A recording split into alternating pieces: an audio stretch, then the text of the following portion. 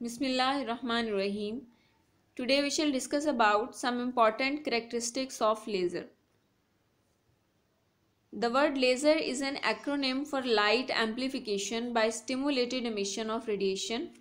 Word laser जो है वो एक्रोनिम है. एक्रोनिम मीन्स उसका एब्रीविएटेड नेम है, लेकिन वो एब्रीविएटेड नेम जो कि जनरल नेम बन जाए. For example light amplification by stimulated emission of radiation. अब इसका जो एब्रीविएशन है वो LASER यानी लेज़र है, लेकिन ये जो लेज़र है ये इसका जनरल नेम बन चुका है. मतलब हम में से बहुत से लोग इस नाम से फेमिलियर नहीं है, लेकिन लेज़र से फेमिलियर है. सो जब भी उसका एब्रीविएटेड नेम एक जनरल नेम बन जाए तो उसको हम एक्रोनिम कहते हैं. So laser is an acronym for light amplification by stimulated emission of radiation. Laser is a device that amplifies or increases the intensity of light and produces highly directional beam. Laser हमारे पास एक ऐसी device है जो कि light को amplify करती है, उसकी इंटेंसिटी को बढ़ाती है और एक हाईली डायरेक्शनल बीम जो है वो हमें आउटपुट में मिलती है. अब हाईली डायरेक्शनल बीम का मतलब होता है कि कोई ऐसी लाइट जो कि डिफरेंट डायरेक्शंस में डिस्पर्स ना हो या डाइवर्ज ना हो, बल्कि एक सिंगल डायरेक्शन में ट्रैवल कर रही हो. अब आपकी जो आम ऑर्डिनरी लाइट होती है, बल्ब से निकलने वाली लाइट है या टॉर्च की लाइट है, वो हर डायरेक्शन में फैल जाती है, लेकिन लेज़र लाइट जो है वो एक शार्प बीम की फॉर्म में सिर्फ एक ही डायरेक्शन में ट्रैवल कर रही होती है. तो हम कहते हैं कि वहाँ से हमें हाईली डायरेक्शनल लाइट आउटपुट में मिलती है. अब ये किस तरह से अचीव करते हैं, ये प्रोसेस हम डिटेल में पढ़ चुके हैं कि हम लाइट को एम्पलीफाई करवाते हैं बाय स्टिमुलेटेड एमिशन. यानी स्टिमुलेटेड एमिशन का प्रोसेस जो होता है, वहाँ से जो हमें रेडिएशंस मिलती हैं वो शार्पली फोकस्ड होती हैं, यूनी डायरेक्शनल होती हैं, कोहेरेंट होती हैं, यानी वो सारी प्रॉपर्टीज उसके अंदर होती हैं जो कि एक लेज़र बीम में मौजूद हैं. सो स्टिमुलेटेड एमिशन के ज़रिए हम लेज़र जो है उसको प्रोड्यूस करते हैं. Laser not only amplifies or increases the intensity of light but also generates the light. यानी लेज़र जो है वो ना सिर्फ जो हम इनपुट एनर्जी दे रहे होते हैं ना सिर्फ उसको वो इंक्रीज़ कर रही होती है, बल्कि इट सेल्फ जो लाइट है उसको जनरेट कर रही होती है. Laser emits light through a process called stimulated emission of radiation which amplifies और increases the intensity of light. So laser हम किस तरह प्रोड्यूस करते हैं, स्टिमुलेटेड एमिशन के प्रोसेस से हम जो है लेज़र प्रोड्यूस करते हैं, और वो क्या करता है, लाइट को जो है वो उसकी इंटेंसिटी को एम्पलीफाई करता है. अब यहाँ पे एक क्वेश्चन अराइज होता है कि लाइट जब एम्पलीफाई हो रही है इसका मतलब लाइट की अमाउंट बढ़ रही है, तो किस तरह से हो सकता है कि एनर्जी खुद ब खुद क्रिएट हो जाए, या यहाँ पे जैसे हमने कहा कि लाइट को जनरेट कर रही होती है तो किस तरह से लाइट बनती है. तो बेसिकली जब वो एम्पलीफाई हो रही है या लाइट की जनरेशन हो रही है तो वहाँ पे हम किसी और किस्म की एनर्जी इनपुट के तौर पे दे रहे हैं, तभी हमारे पास आउटपुट में बहुत वो एनर्जी हमें एम्पलीफाई होके ज़्यादा लाइट की फॉर्म में या लाइट जो है वहाँ पे प्रोड्यूस हो रही है. सो इनपुट में हम कोई और काइंड ऑफ एनर्जी जो है वहाँ पे देते हैं, देन हमें आउटपुट में जो है वो लाइट एम्पलीफाई होके मिल रही होती है. Some lasers generate visible light, but others generate ultraviolet or infrared rays which are invisible. So lasers visible light भी प्रोड्यूस करते हैं, मतलब वो कलर्स जो हमें नज़र आ रहे होते हैं लाइट के, और इसके अलावा वो अल्ट्रावायलेट या इंफ्रारेड रेडिएशंस भी एमिट कर सकती हैं जो कि हम आम आंख से नहीं देख सकते. So what are the characteristics of laser beam, इसकी क्या खसूसियात हैं जिसकी वजह से हम इसको इस्तेमाल करते हैं. Laser light has 4 unique characteristics that differentiate it from ordinary light. अब लेज़र लाइट के अंदर 4 जो हैं वो बेसिक प्रॉपर्टीज़ होती हैं जो कि उसको ऑर्डिनरी लाइट से, आम लाइट से अलग कर रही होती हैं. That are coherence, directionality, monochromaticity and high intensity. So what is coherence, coherence का क्या मतलब है. Visible light is emitted when excited electrons jumped into the lower energy level. अब विजिबल लाइट कब एमिट होती है, जब एक्साइटेड इलेक्ट्रॉन्स मीन्स ऐसे इलेक्ट्रॉन जो कि ग्राउंड स्टेट से एक्साइटेड स्टेट में गए हुए हैं, जब वो एक्साइटेड स्टेट से वापस अपनी ग्राउंड स्टेट में आते हैं तो वहाँ पे वो लाइट एमिट करते हैं, usually visible light. This process of electrons moving from higher energy level to the lower energy level और lower energy level to higher energy level is called electron transition. यानी ये प्रोसेस जिसमें हम electrons को या तो हायर एनर्जी लेवल से lower energy level में लेके आ रहे हैं, यानी एक्साइटेड स्टेट से ग्राउंड स्टेट में, या ग्राउंड स्टेट से एक्साइटेड स्टेट में लेकर जा रहे हैं, इस प्रोसेस को हम ट्रांजिशन कहते हैं. और हमारी जो लाइट प्रोड्यूस होती है यूजली लाइट बल्ब के अंदर भी यही प्रोसेस हो रहा होता है कि वहाँ पे जो गैस फिल होती है उसके अंदर उसके एटम्स पहले ग्राउंड स्टेट से एक्साइटेड स्टेट में जा रहे होते हैं। तो जब वो एक्साइटेड स्टेट से ग्राउंड स्टेट में आते हैं फिर वो वहाँ पे जो लाइट है उसको एमिट करते हैं। तो ये जो प्रोसेस है ग्राउंड स्टेट से एक्साइटेड स्टेट में जाने का या एक्साइटेड स्टेट से ग्राउंड स्टेट में आने का, इस प्रोसेस को हम ट्रांजिशन का नाम देते हैं।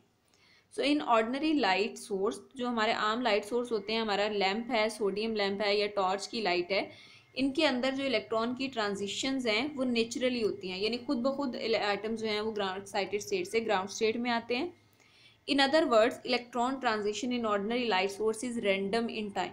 तो जब वो नेचुरली हो रही हैं, हम उसको कंट्रोल नहीं कर रहे, तो वो किसी भी टाइम ट्रांजिशन हो सकती है, किसी भी किस्म की ट्रांजिशन हो रही होती है, यानी वो रैंडम ट्रांजिशन होती है।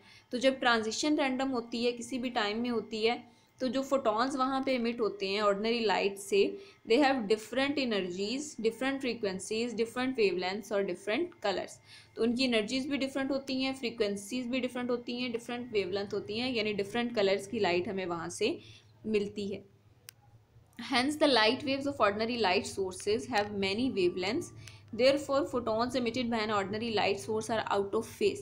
तो वहाँ पे जब डिफरेंट वेवलेंथ की लाइट्स एमिट हो रही होंगी तो वो इन फेज नहीं होंगी। यानी कोई हमारे पास लाइट ऐसी है जिसकी वेवलेंथ ज़्यादा, तो इसका बहुत मतलब यहाँ तक उसका क्रस्ट बनेगा, फिर ट्रफ बनेगा, फिर क्रस्ट, फिर ट्रफ। और उसके अपोजिट एक ऐसी लाइट है जिसकी वेवलेंथ बहुत थोड़ी सी है, तो उसमें फ़ौरन से क्रस्ट बनेगा, फ़ौरन से ट्रफ बनेगा।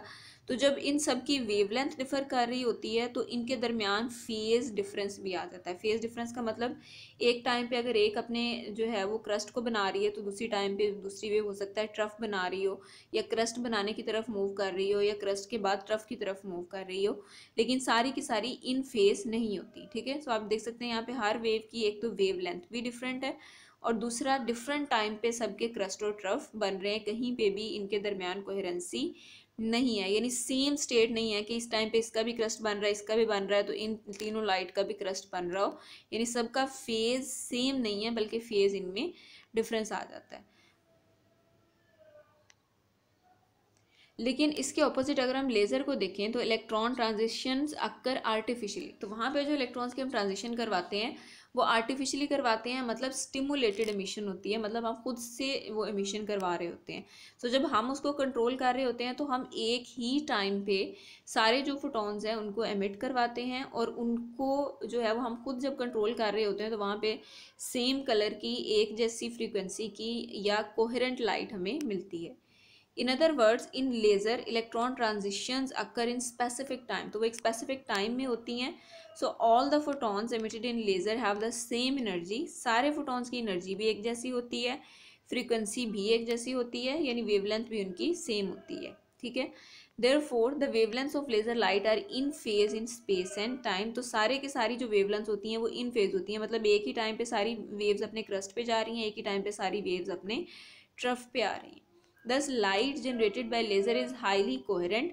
Because of this coherency, a large amount of power can be concentrated in a small area.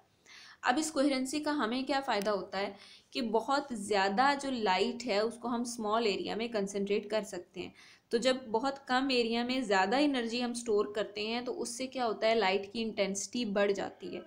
मतलब आप यही देख सकते हैं कि यहाँ पे एक लाइट जो है वो बहुत ज़्यादा वेवलेंथ की है, दूसरी बहुत कम वेवलेंथ की है, तो देखें कि वो एक दूसरे के दरमियान एडजस्ट नहीं हो सकती।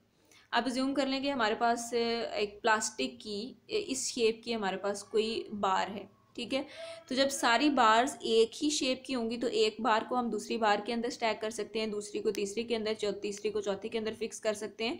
यानी एक ही शेप की अगर वो बार्स हैं तो उनको एक दूसरे के अंदर 1 बाय 1 स्टैक करके हम बहुत कम एरिया के अंदर ज़्यादा सारी बार जो हैं उनको स्टैक कर सकते हैं, उनको एक जगह पे रख सकते हैं। लेकिन अगर वो डिफरेंट साइज़ या डिफरेंट शेप्स की हैं तो वो एक दूसरे के अंदर फिक्स नहीं होंगे, जब फिक्स नहीं होंगी तो वो बहुत ज़्यादा जगह घेरेंगी। तो इसका मतलब यहाँ पे उतनी ही एनर्जी बहुत ज़्यादा एरिया में कंसनट्रेटेड होती है, और ये चूँकि इस तरह से अरेंज होते हैं सारे फोटॉन्स, तो इसी एरिया में कम एरिया में ज़्यादा एनर्जी जो है वो मौजूद होती है। तो जहाँ पे कम एरिया में ज़्यादा एनर्जी स्टोर हो तो वहाँ पे उस चीज़ की इंटेंसिटी भी ज़्यादा होती है, और जहाँ पे ज़्यादा एरिया में बहुत थोड़ी सी एनर्जी स्टोर हो तो वहाँ पे उसकी जो इंटेंसिटी है वो भी कम होती है। सो कोहेरेंसी से क्या होता है कि हमें बहुत ज़्यादा जो पावर है वो बहुत थोड़े से एरिया में इकट्ठी होकर रह जाती है, यानी इंटेंसिटी उसकी बहुत बढ़ जाती है। और लाइट की जब हम कहते हैं इंटेंसिटी बढ़ गई है, इसका मतलब उसकी ब्राइटनेस बढ़ जाती है, उसके अंदर नंबर ऑफ फोटॉन्स जो हैं वो बढ़ जाते हैं। सेकेंड जो हमारे पास प्रॉपर्टी है लेज़र की, that is directionality. In conventional light sources, जो हमारे पास आम लाइट सोर्सेज हैं, उनके अंदर फोटॉन जो है वो डिफरेंट डायरेक्शंस में, रैंडम डायरेक्शंस में ट्रैवल कर रहे होते हैं, मतलब किसी भी डायरेक्शन में लाइट वो फैल जाती है। तो हम ये हमारा भी एक्सपीरियंस है कि आपका जो ऑर्डिनरी बल्ब है उससे भी लाइट अगर एमिट हो रही है या टॉर्च से भी लाइट एमिट हो रही है तो वो हर डायरेक्शन में लाइट फैल रही होती है। तो इसका मतलब जो फोटॉन्स हैं वो रैंडमली किसी भी डायरेक्शन में मूव कर रहे होते हैं। Therefore, these light sources emit light in all directions. तो ये जो सोर्सेज हैं वो हर डायरेक्शन में लाइट एमिट कर रहे होते हैं। On the other hand in laser, laser के अंदर क्या होता है, all photons will travel in same direction. सारे के सारे फोटॉन्स एक ही डायरेक्शन में ट्रैवल करते हैं। Therefore laser emits light only in one direction. So laser से जो लाइट निकलती है वो सिर्फ और सिर्फ एक ही डायरेक्शन में जाती है, यानी एक सिंगल डायरेक्शन में आपकी जो बीम है वो ट्रैवल कर रही होती है। This is called directionality of laser light. इसे हम लेज़र लाइट की डायरेक्शनैलिटी का नाम देते हैं। The width of a laser beam is extremely narrow. अब लेज़र बीम की जो विड्थ होती है वो बहुत कम होती है। विड्थ कम होने का मतलब लाइट बहुत ज़्यादा फैलती नहीं है, बल्कि बहुत थोड़े से जो विड्थ है, थोड़ा सा एरिया है, उसी में सारे फोटॉन जो हैं वो मौजूद होते हैं। And so laser beam can travel to long distances without spreading. तो वो जब डिफरेंट डायरेक्शन में लाइट फैल जाती है तो उसका इफेक्ट कम हो जाता है, मतलब वो ज़्यादा एनर्जी जो है हमारी वेस्ट हो जाती है, बहुत ज़्यादा डिस्टेंस तक वो लाइट नहीं जा सकती जब वो हर डायरेक्शन में फैल जाती है। लेकिन अगर वो यूनी डायरेक्शनल हो लेज़र की तरह तो फिर वो लॉन्ग डिस्टेंसेज तक ट्रैवल कर सकती है। अब इसका आइडिया हम इस तरह से ले सकते हैं कि किस हद तक आपकी ऑर्डिनरी लाइट फैलती है। If an ordinary light travels a distance of 2 kilometre, अगर आपकी ऑर्डिनरी लाइट 2 किलोमीटर का फासला तय करती है, it spreads to about 2 kilometre in diameter, तो वो डायामीटर में भी 2 किलोमीटर तक फैल जाएगी। अब ये देखें, जब वो लाइट सोर्स है, फॉर एग्जांपल ये अगर टॉर्च है तो टॉर्च से जब निकल रही है तो ये बहुत ज़्यादा स्कैटर्ड नहीं है, लेकिन जैसे जैसे वो आगे ट्रैवल करती है उसका वो फैलाव और ज़्यादा बढ़ जाता है, वो और डिफरेंट डायरेक्शन में ट्रैवल कर रही होती है। तो अगर ये 2 किलोमीटर का डिस्टेंस कवर करती है लाइट, तो उसके अंदर उसका जो स्प्रेड होता है वो भी 2 किलोमीटर तक होता है, यानी 2 किलोमीटर की विड्थ तक वो लाइट सारी फैल रही होती है। उसके ऑपोजिट अगर लेज़र लाइट जो है वो 2 किलोमीटर का डिस्टेंस ट्रैवल करती है तो वो मुश्किल से 2 सेंटीमीटर तक जो है वो स्प्रेड होती है, यानी बहुत मुश्किल है कि वो 2 सेंटीमीटर तक उसका जो डायरेक्शन है उसमें वेरिएशन आ जाए, वो 2 सेंटीमीटर तक लेफ्ट या राइट किसी भी डायरेक्शन में डिस्पर्स कर जाए या फैल जाए। लेकिन उसके ऑपोजिट जो ऑर्डिनरी लाइट है वो 2 किलोमीटर डिस्टेंस अगर ट्रैवल करती है तो उसमें डाइवर्जेंस भी 2 किलोमीटर तक आ जाती है, यानी 2 किलोमीटर के एरिया में वो फैल जाती है। Next we have monochromaticity. अब मोनोक्रोमेटिसिटी क्या है? Monochromatic light means a light containing a single colour और वेवलेंथ। तो वेवलेंथ जो है बेसिकली लाइट का कलर डिटरमिन करती है। जब हम कहते हैं दो लाइट्स की वेवलेंथ डिफर कर रही है, इसका मतलब उनका कलर चेंज हो रहा है। The photons emitted from ordinary light source have different energies, frequencies, wavelengths और कलर्स। तो आम जो हमारे पास लाइट होती है उसमें डिफरेंट कलर्स की लाइट एमिट हो रही होती है, यानी जो वाइट लाइट या येलो लाइट हम देखते हैं वो बहुत सारे कलर्स का कॉम्बिनेशन होती है। Hence, the light waves of ordinary light sources have many wavelengths or colors. Therefore, ordinary light is a mixture of wave having different frequencies or wavelengths. So, different colors की different frequencies की light का एक mixture होती है जो light हम आम तौर पे देखते हैं। On the other hand, in laser, all the emitted photons have the same energy, frequency और wavelength. लेकिन लेज़र में जो लाइट हमें मिलती है उसमें सारी की सारी लाइट एक सिंगल फ्रीक्वेंसी की, सिंगल एनर्जी की या सिंगल कलर की होती है। As the light waves of laser have single wavelength or color, therefore laser light covers a very narrow range of frequencies or wavelength. So laser के अंदर चूँकि हमने एक सिंगल कलर की लाइट प्रोड्यूस करनी होती है तो वहाँ पे बहुत कम रेंज है, यानी बहुत कम लाइट्स या कलर्स ऐसे हैं जो लेज़र की मदद से हम प्रोड्यूस कर सकते हैं। अब यहाँ पे आप देख सकते हैं कि ये जो हमारा ऑर्डिनरी बल्ब है इससे डिफरेंट डायरेक्शंस में लाइट जो है वो स्प्रेड हो रही है और डिफरेंट कलर की फोटॉन्स जो हैं वो इसके अंदर मौजूद है, यानी हर वेवलेंथ की, हर कलर की लाइट मौजूद है। उन सबको मिला के हमारे पास ये वाला लाइट का कलर बनता है। और उसके ऑपोजिट अगर आप लेज़र लाइट देखें तो ये हाईली मोनोक्रोमेटिक है, मतलब अगर एक लेज़र लाइट रेड प्रोड्यूस कर रही है, एक और जो है वो ग्रीन प्रोड्यूस कर रही है, एक और जो है वो ब्लू प्रोड्यूस कर रही है, यानी सारी लाइट जो उसमें से निकल रही है वो सिंगल कलर की या सिंगल वेवलेंथ की होती है। Next we have intensity. The intensity of a wave is the energy per unit time flowing through a unit normal area.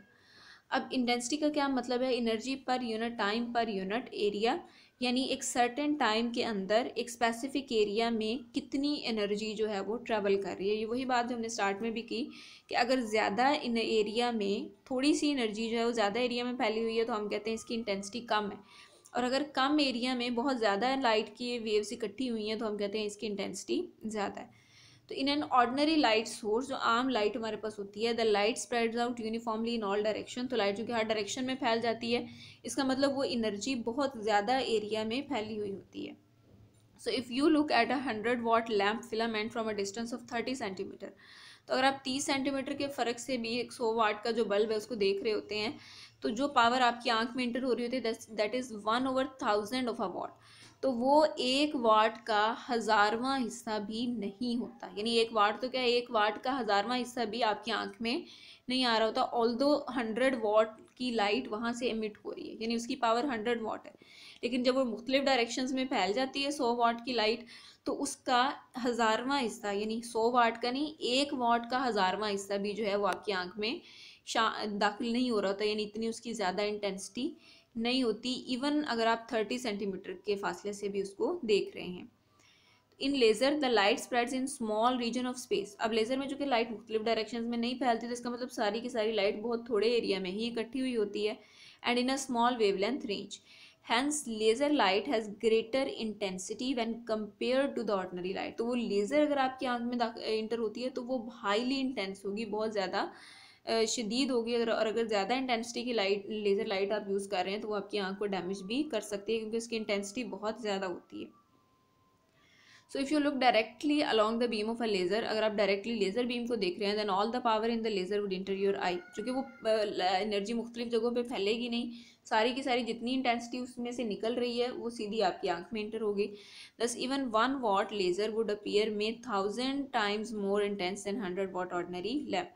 तो अगर 1 वाट की लेज़र भी आप यूज़ कर रहे हैं, यानी वहाँ पे लाइट 100 वाट जो है वो प्रोड्यूस हो रही है वो बल्ब आपका, लेकिन लेज़र अगर 1 वाट का भी हो तो वो 100 वाट के बल्ब के मुकाबले में कई गुना ज़्यादा इंटेंस होता है। वजह क्या है, वहाँ पे इतनी ज़्यादा एनर्जी प्रोड्यूस हो रही है, 100 वाट तक उसकी पावर है, ठीक है, यानी 1 सेकंड में 100 जाउल ऑफ एनर्जी जो है वहाँ पे वो रिलीज़ कर रहा है, लेकिन स्टिल जो है वो डिफरेंट डायरेक्शन में फैलने की वजह से उसकी इंटेंसिटी बहुत ज़्यादा नहीं होती, उसका इफेक्ट इतना ज़्यादा नहीं होता।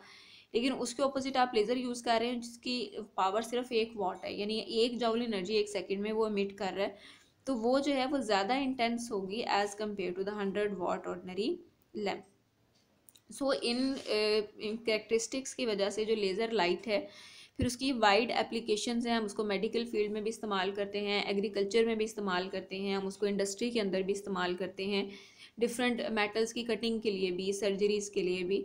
तो नेक्स्ट लेक्चर्स के अंदर हम इंशाल्लाह लेज़र की जो एप्लीकेशन है उसको डिटेल्स में देखेंगे।